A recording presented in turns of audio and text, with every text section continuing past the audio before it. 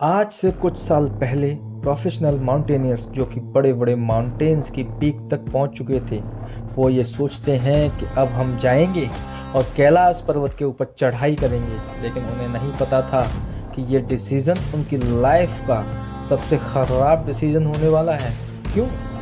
क्योंकि वे चढ़ने तो जाते हैं, लेकिन थोड़ी दूर चढ़ते ही उन्हें रियलाइज होता है कि जो उनकी उंगलियों के नाखून हैं वो बहुत तेजी से बढ़ रहे हैं।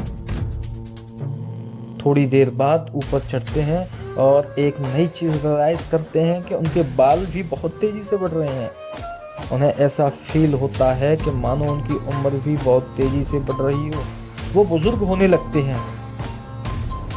उन्हें फील होता है कि हमें अब एक डिसीजन लेना चाहिए, और वो डिसीजन लेते हैं कि अब वो इससे ऊपर नहीं जाएंगे और वो नीचे वापस लौट आते हैं। लेकिन ये कहानी यहीं ख़त्म नहीं होती, क्योंकि इसके एक साल के अंदर वो जितने भी माउंटेनियर्स थे उन सभी की मिस्टीरियस तरीके से डेथ हो जाती है। तो आज कैलाश पर्वत पर भगवान शिव पार्वती के साथ पिछले 21,000 सालों से मेडिटेट कर रहे हैं। कैलाश पर्वत के अंदर एक हिडन शहर है। हाय एवरीवन, मेरा नाम है राहुल शर्मा और आज बात करने वाले हैं माउंट कैलाश, जो एक रहस्यमय पर्वत है जिसकी ऊंचाई माउंट एवरेस्ट से 2200 मीटर कम है। लेकिन शॉकिंग बात पता है क्या है? इसके ऊपर आज तक केवल एक इंसान चढ़ पाया है, जबकि माउंट एवरेस्ट के ऊपर आज तक 7,000 से ज़्यादा लोग चढ़ पाया है। तो आखिर ऐसा क्या खास है के बारे में? एक बार रशियन माउंटेनियर जो कि बहुत ज़्यादा एक्सपीरियंस माउंटेनियर थे, जिनका नाम कसरजी, वो एक शॉर्टेस्ट पार्ट ढूंढते हैं माउंट कैलाश के ऊपर चढ़ने का। वो अपनी चढ़ाई को स्टार्ट तो करते हैं, पर जैसे जैसे ऊपर जाते जाते हैं ना तो उनके मन में एक फीलिंग आने लगती है कि यहाँ पर चढ़ना एकदम सही नहीं है। तो वह नीचे उतरना स्टार्ट करते हैं, और नीचे आ रहे थे तो उन्होंने ऐसा फील आता है कि उन्होंने एकदम सही किया उस पहाड़ पे ना चढ़ के। ऐसा एक और बार हुआ था जब चाइना एक बहुत फेमस माउंटेनियर रायन होल्ड उनसे रिक्वेस्ट करती है कि आप जाओ और आप कैलाश पर्वत के ऊपर चढ़ के देखो कि वहाँ आखिर क्या है। पता है रायन होल्ड कौन है? जो माउंट एवरेस्ट की पीक पे बिना ऑक्सीजन मास्क लेकर चढ़ चुके हैं। इन्होंने दुनिया के सबसे बड़े माउंटेन्स पर बहुत इजीली क्लाइंबिंग करी है, पर इन्होंने चाइनीज़ गवर्नमेंट से बोला कि यहाँ पर चढ़ना सही नहीं है और आपको भी इस पहाड़ पर किसी को भी चढ़ने के लिए नहीं भेजना चाहिए। तो आखिर क्या हुआ इस पहाड़ के अंदर? उसी को पता करने के लिए 2001 के अंदर चाइनीज़ गवर्नमेंट अपना एक हेलीकॉप्टर भेजती है, क्योंकि चाइना को ऐसा लगता है कि चलो कोई इंसान नहीं चढ़ पा रहा, तो क्या हुआ, हमारे पास तो टेक्नोलॉजी है। तो अपने हेलीकॉप्टर को भेजती है, और वो उस दिन उसको भेजती है जब मौसम एकदम क्लियर था। यानी एकदम सारी चीज़ें कैलकुलेट करते हैं किस दिन एकदम अच्छा मौसम होगा, हवा एकदम सही चलेगी ताकि उनका हेलीकॉप्टर ऊपर तक जा पाए। लेकिन उस दिन पता है क्या होता है? जैसे ही वो हेलीकॉप्टर ऊपर जा रहा होता है, अचानक से काले बादल आ जाते हैं, मौसम एकदम ख़राब हो जाता है। एक ऐसी स्थिति बन जाती है जहाँ पर वह हेलीकॉप्टर क्रैश भी हो सकता था। तभी हेलीकॉप्टर का पायलट वो उस हेलीकॉप्टर को वापस नीचे लेकर आ जाता है, और उसी समय चाइनीज़ गवर्नमेंट 2001 के अंदर क्लाइंबिंग ऑन माउंट कैलाश को बैन कर देती है। इसका जो रहस्य मैं वह आज मैं आपको बताऊंगा 4 सिंपल पॉइंट्स की मदद से। पर उससे पहले आपसे एक सवाल है, आपको क्या लगता है, क्या सच में माउंट कैलाश के ऊपर कोई हायर सिविलाइजेशन रहता है या रह चुका है? आपका क्या आंसर है या आपको क्या लगता है, वो मुझे कमेंट करके ज़रूर बताना, क्योंकि इस वीडियो के एंड तक आपकी पूरी राय बदलने वाली है। तो समझते हैं 4 पॉइंट की मदद से। Point number 1, the geography of mount Kailash. देखो यार, जो माउंट कैलाश में ये पहले इंडिया के अंदर आया करता था, वो 4 पॉइंट्स की मदद से जियोग्राफी ऑफ माउंट कैलाश है। माउंट कैलाश में पहले इंडिया के अंदर आया करता था। जो इंडिया चाइना वॉर हुई थी 1962 के अंदर, उसकी वजह से जब चाइना ने इंडिया की बहुत सारी टेरिटरी अपने कब्जे में ले ली, तो जो कैलाश पर्वत था यह चाइनीज गवर्नमेंट के पास चला गया, यानी अब चाइना का पार्ट बन चुका है। अब इसकी जो ज्योग्राफी ना बहुत इंटरेस्टिंग है, क्योंकि कैलाश पर्वत से 4 अलग अलग रिवर जाती हैं, और पता है वो जो चारों रिवर उनकी अलग अलग डायरेक्शन है। एक रिवर नॉर्थ, एक रिवर ईस्ट, एक रिवर साउथ, एक रिवर वेस्ट। बहुत इंटरेस्टिंग, पर इससे भी ज़्यादा एक इंटरेस्टिंग चीज़ है कि माउंट कैलाश के पास 2 लेक्स हैं, और वो दोनों लेक्स आपस में एकदम अपोजिट हैं। एक लेक का नाम है मानसरोवर, दूसरी का नाम है राक्षस ताल। अब ये जो मानसरोवर लेक है ना, ये एकदम पूरा प्योर वाटर की लेक है। ये इतने प्योर वाटर की लेक है ना कि यहाँ पर बहुत इजीली एग्जिस्ट कर सकती है। अब इसकी सबसे इंटरेस्टिंग बात पता है क्या है, कि ये जो पानी में ये इतनी हाइट पे होने के बाद भी, इतने कम टेम्परेचर के होने के बाद भी कभी फ्रीज नहीं करता। जबकि वो जो राक्षस ताल है वहाँ एकदम अपोजिट उसका जो पानी है वो सॉल्टेड वाटर है, एकदम खारा पानी, एक ऐसा पानी जो कि कोई पी नहीं सकता। वहाँ पर कोई जानवर एग्जिस्ट भी नहीं कर सकता। अब इंटरेस्टिंग बात पता है क्या है, वहाँ के लोगों का ऐसा मानना है कि जो राक्षस ताल का पानी है वह कभी कभार अचानक से गायब हो जाता है और कभी अचानक से वापस आ जाता है। इससे उस लेक को घोस्टेड लेक भी बोला जाता है। इतना ही नहीं, एक और मिस्ट्री इस ज्योग्राफी के अंदर जो सबसे इंटरेस्टिंग मिस्ट्री है कि माउंट कैलाश की साइड साउथ से ज़्यादा बर्फ होती है, जबकि जो साउथ साइड होती है ना, वहाँ पर सनरेज ज़्यादा पड़ती है। तो आप खुद सोचो, जहाँ पर ज़्यादा धूप पड़ रही है वहाँ तो बर्फ़ कम होनी चाहिए, यहाँ पर एकदम अपोजिट है। बहुत ज़्यादा शॉकिंग। तो साइंटिस्ट इसका भी एक्सप्लेनेशन देते हैं कि जो इसकी लोकेशन पर माउंट कैलाश है उसको हम एक और नाम से बोलते हैं, तो सेंटर अर्थ ऑफ फेरेंसिस मुंडी, ऐसी लोकेशन जहाँ से आसमान और पृथ्वी का मिलन होता है।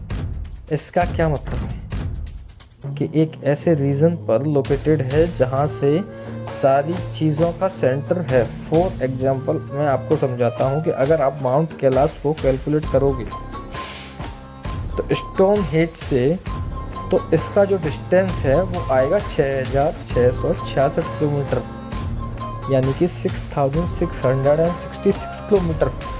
और अगर हम नॉर्थ पोल से कैलकुलेट करेंगे तो डिस्टेंस आएगा तो भी एकदम सेम ही आएगा, और साउथ पोल से जो डिस्टेंस आएगा इसका एकदम डबल आएगा, 13,332, 13,332।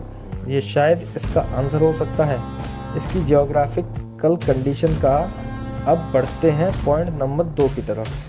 द लाइट साउंड मिस्ट्री 1999 के शायद इसका आंसर हो सकता है इसकी जियोग्राफिकल कंडीशन का। अब बढ़ते हैं पॉइंट नंबर 2 की तरफ। The light and sound mystery 1999 के अंदर अर्नेस्ट, जो कि एक रशियन साइंटिस्ट थे, वो ये सोचते हैं कि यार हम जाएंगे माउंट कैलाश पे और अपनी सारी टीम के साथ रिसर्च करके आएंगे। तो काफ़ी दिन वहाँ पर बिताते हैं, वहाँ के पन्नों पे बहुत सारी रिसर्च करते हैं, और उसके बाद वो एक किताब लिखते हैं, where do we come from. और उस किताब के अंदर उन्होंने क्लियरली बताया है कि जो कैलाश पर्वत है, where do we come from, उस किताब के अंदर उन्होंने क्लियरली बताया है कि जो कैलाश पर्वत है मैन मेड पिरामिड है, यानी यह बहुत ज़्यादा एडवांस टेक्नोलॉजी से बना हुआ है, जो कि पुराने ज़माने में किसी हाई अर्थ विजुअलाइजेशन ने बनाया होगा। सिर्फ इतना ही नहीं, उनकी किताब में यह भी लिखा है कि यहाँ से रात को 7 अलग अलग रंगों की, 7 अलग अलग रंगों की रोशनी दिखाई देती है। और यह बात सिर्फ उन्होंने नहीं बोली, बहुत सारे लोकल पीपल जो आसपास में रहते हैं उन सब ने भी बताया है कि रात को कई बार अलग अलग रंग उन्हें दिखाई देते हैं। उसके साथ साथ रात को बहुत अलग प्रकार की वाइब्रेशन तक वहाँ से सुनाई देती है, पर इसका भी साइंटिफिक एक्सप्लेनेशन नहीं है। 2015 में रशियन साइंटिस्ट जाते हैं और रिसर्च करते हैं जो कि कैलाश पर्वत के आसपास में पत्थर थे, उन पर रिसर्च करते हैं और रिसर्च सबको शॉक कर देती है, क्योंकि वहाँ से पता चलता है उन पत्थर के अंदर इलेक्ट्रोमैग्नेट एनर्जीज हैं और कोई नॉर्मल एनर्जीज नहीं। जब वो उसकी फ्रिक्वेंसी को कैलकुलेट करते हैं तो फ्रिक्वेंसी आती है अराउंड 5000 गीगाहर्ट्ज। अगर आपको नहीं पता है, अगर आप साइंस स्टूडेंट नहीं हो, तो ये फ्रिक्वेंसी है बहुत ज़्यादा होती है और नॉर्मली इतनी फ्रिक्वेंसी एग्जिस्ट ही नहीं करती। यानी वहाँ पर कुछ तो ऐसा है जैसे इतनी ज़्यादा एनर्जी की चीज़ें वहाँ प्रेजुड़ हैं। अगर वह ढूंढ लेते हैं तो इसकी पूरी दुनिया पर राज कर सकते हैं। सिर्फ इतना ही नहीं, इसके अलावा जब नासा रिसर्च करती है तो उन्हें पता चलता है कि माउंट कैलाश के अंदर कुछ तो मैग्नेटिक फील्ड है। वह मैग्नेटिक फील्ड नॉर्मल ही नहीं, वह मैग्नेटिक फील्ड बहुत ज़्यादा है। अगर मैं आपको वैल्यूज़ मैं बताऊं तो उस मैग्नेटिक फील्ड की वैल्यू 3000 से 8000 नैनो टेस्ला ज़्यादा एज कंपेयर। फर्क इतना नहीं, सबसे ज़्यादा शॉकिंग फैक्ट है, हर एक साइंटिस्ट शॉक हो गया, वो ये था कि माउंट कैलाश के आसपास में ग्रेविशनल फोर्स बदल जाती थी, कभी ज़्यादा है तो कभी कभी। और साइंस इसके सिर्फ दो ही रीजन देती है। रीजन नंबर 1, या तो कैलाश पर्वत के अंदर कोई वोल्केनो है। रीजन नंबर 2, या तो कैलाश पर्वत के अंदर एक बहुत बड़ी गुफा है जो कि धरती के अंदर तक जाती है। और शायद यह दूसरा रीजन है कि यह लिंक होता है हमारे रिलीजियन से, क्योंकि हाँ बहुत सारी रिलीजियस किताबों के अंदर यह लिखा हुआ है ऑलरेडी कैलाश पर्वत है ना, इसके अंदर एक बहुत एडवांस सिविलाइजेशन ऑलरेडी रह रही है। अब बढ़ते हैं पॉइंट नंबर 3 की तरफ, द टाइम डायलेशन थ्योरी। आप सबने स्टार्टिंग में सुना था ना कि जो माउंटेनर्स चढ़ने आए थे उनके साथ क्या हुआ, उनके जो नाखून थे वो समय से तेज बढ़ने लगे, उनके जो बाल थे वह भी तेज बढ़ने लगे, रफ्तार। और ऐसा क्यों? इंसान के साथ ऐसा नहीं हुआ, ऐसा हर बार उस इंसान के साथ हुआ है जो कि इस पहाड़ पे चढ़ने की कोशिश करता है। यानी यहाँ पर कुछ तो है जिसकी वजह से समय तेज रफ्तार में दौड़ने लगता है। अब इसकी रिसर्च में साइंटिस्ट ने इसके पीछे के 3 एक्सप्लेनेशन निकाले हैं। The reason number 1, UV rays. अब देखो, यह जो पहाड़ है यहाँ पर यूवी रेज बहुत ज़्यादा होती हैं, जिस वजह से आपको जो स्किन सेल्स हैं वो डैमेज होने लगते हैं। और जब आपकी स्किन के सेल्स डैमेज होते हैं तो आपकी जो सेल्स को रिपेयर करने की क्षमता होती है वो कम होने लगती है, जिससे हम बूढ़े होने लगते हैं जल्दी, जिस वजह से आपकी स्किन एज है वो कम होने लगती है और ऐसा फील होने लगता है कि हम बुजुर्ग होते जा रहे हैं। Number 2, oxygen. देखो यार, जब हम पहाड़ पर चढ़ रहे हैं तो अब विश्वास ऑक्सीजन वहाँ पर कम होगा, और कम ऑक्सीजन होता है उसी वजह से मेटाबॉलिज्म होता है, बहुत ज़्यादा हाई हो जाता है, उसकी वजह से जो बॉडी में ज़्यादा कंज्यूम होता है, जिसकी वजह से एज है वो ज़्यादा कंज्यूम होती है, जिस वजह से एज जल्दी बढ़ सकती है। ये बहुत बार और भी माउंटेनर्स के साथ हो चुका है। रीजन नंबर 3, सबसे बड़े प्रॉब्लम रीजन की माउंट स्पीकर। कैलाश पे जैसा कि नासा ने बताया, यहाँ पर मैग्नेटिक फील्ड बहुत ज़्यादा स्ट्रॉन्ग है। अब उस मैग्नेटिक फील्ड की वजह से हमारी जो बॉडी है उसके हार्मोनल सिस्टम पे कुछ तो चेंज आता है। अब एग्जैक्टली तो किसी को नहीं पता, पर कुछ चेंज आता है जिसकी वजह से हमारी जो एज है वह टाइम के हिसाब से जल्दी तेज रफ्तार में बढ़ने लगती है। और इसका सही रीजन है वह तो आज तक किसी को भी नहीं पता। रिसर्च चल रही है बड़ी, जो टाइम डायलेशन की थ्योरी, इसके बारे में आज तक किसी को नहीं पता आखिर छुपा हुआ क्या है। माउंट के माउंट कैलाश के अंदर अब बढ़ते हैं पॉइंट नंबर 4 की तरफ। आखिर वह कौन ऐसा इंसान है जो कि आज तक इस बड़े पर्वत के ऊपर चढ़ पाए? तो देखो, अगर आपने सुना हो एक स्टोरी है महाभारत की। महाभारत के अंदर लास्ट में जो पांडव ब्रदर्स थे वह सब कोशिश करते हैं माउंट कैलाश पर चढ़ने की, पर धीरे धीरे सबकी मृत्यु होने लगती है।